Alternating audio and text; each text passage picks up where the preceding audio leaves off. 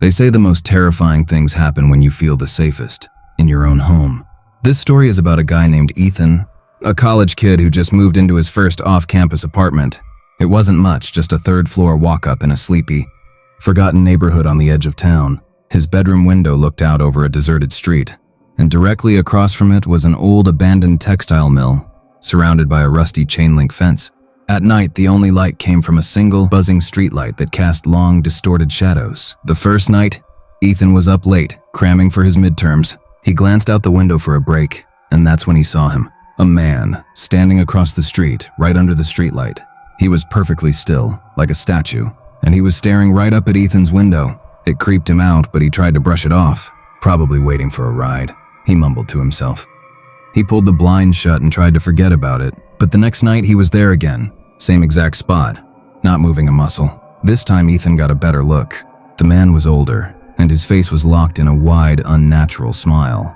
It wasn't a friendly smile. It was the kind of smile that doesn't reach the eyes. A smile that just felt wrong. This became a nightly ritual.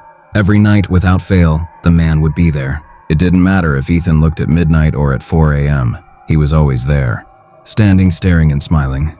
Ethan started to get paranoid. He kept his blinds closed day and night.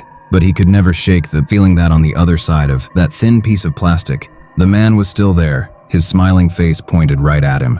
One night, Ethan decided he'd had enough. He grabbed his phone, thinking he'd take a picture, maybe show it to the cops.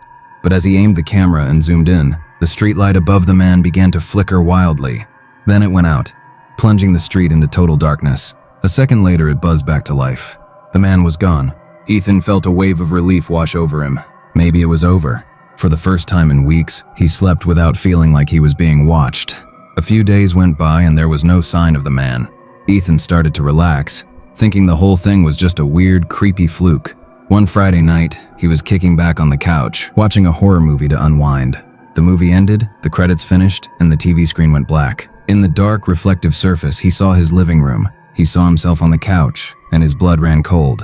In the reflection, standing in the shadows behind him, was the silhouette of a person. With a jolt of pure terror, Ethan leaped up and spun around. The room was empty.